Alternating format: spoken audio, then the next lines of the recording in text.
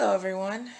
Today I'm going to be showing you how to make onion powder.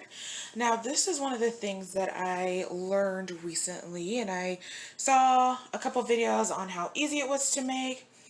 And before we get started, I did want to give you a little backstory. So actually, I like to buy my onions in bulk, and then I store them in nylons in a cool, dark place.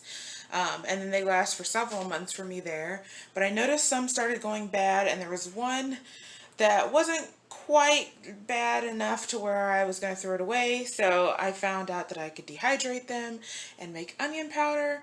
And y'all, I think this is a game changer. So before we get started, let me show you and tell you what we need. So obviously I have been starting before we recorded just to make sure that everything worked and looked okay. So this is kind of what it looks like. Now what I did, I took an old plastic herb jar that I was using. I think this actually was a previous onion powder jar from like Walmart or something. And I kept it and I washed it out. And I like these because they have the tops and the lid, so it makes it really easy to use for other things. A lot of times I use them for my herbs, since, you know, y'all know about the shortage, and I like to preserve my glass jars for canning, which I can show in a separate video if you're interested. But basically, all I did was I chopped up my onions and I put them in the dehydrator. Now for me, I live in a an area with high humidity basically, so it took quite a while for it to dry, but the time for it to dry really just depends on your climate and the temperature in your house and a myriad of other things. But once you get it dehydrated and it's dry, you'll know it's ready. This is not a really good one. See, it's just kind of falling apart. So that's how I know it's ready. It's dry. It looks good. So then, like I said, you'll need a container to put it in. Doesn't have to be one of these. I get these little funnels from the Dollar Tree. It comes in a pack of 3. I also bought a coffee grinder. Now, I don't have a lot of extra money right now, so it's a little small, and it was cheap. I still kept the box because it is brand new. And it actually works very well. This brand is really quiet, and the thing I like about it is it does have a retractable, it has a retractable cord, which you just wrap around and then you push this up and you can store it, which is really handy if you live in an apartment or a small house or just don't have a lot of room. So let's get started. Before we get started, one of the things I forgot to mention is you'll need a makeup brush or a paintbrush, and I don't wear a lot of makeup, so I just have this little paintbrush from Dollar Tree, but I think going forward I would use a sturdier brush just because sometimes the bristles fall out, but that's just me. So the first thing I'm going to do is I'm going to take my dried onions.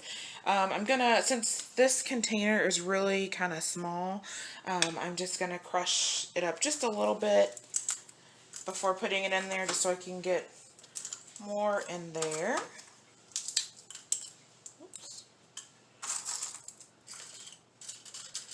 Alright, and once there's a full max line here, but I like to get it kind of close to it. Not noticed a huge difference yet in not filling it all the way up versus filling it all the way up.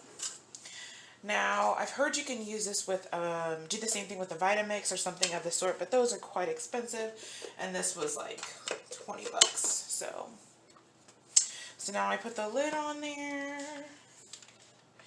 and that's it. All you're going to do is press the start button. The next thing I'm going to do is I'm going to put it in my onion jar. So I'm just going to put my funnel in there, and I'm just going to use my brush and brush out all the residue here. As again, I don't want to waste this, and you pay good money to get it at the store, so I figure why not get the most bang for my buck. I've already spent the money on these onions, I might as well get 2 uses out of it. So here's what it looks like when it's all done. So, and I'm literally, now it's kind of stuck to the bottom because of the heat of the motor a little bit, but it's still looking dry and not clumping up a whole lot, so I'm just going to pour it in there and use my brush to aid in doing so. Okay.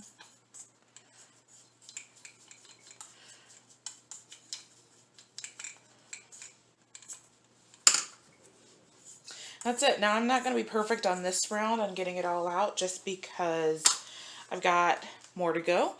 So I'll come back and show you what the rest of it looks like. So on this last batch, I actually put in a little less, a lot less than I did just to finish up the batch.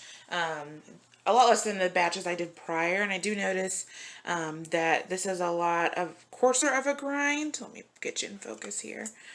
And so I think it's really important to, well, I've learned it's really important to fill it up to the max line, or fill it up as high as you can get it, or as close as you can get it to that max line, just for a finer ground, because I do prefer, you know, it to be a powder so that I can season meats and other foods with it. It's just easier that you don't get a chunk of onion.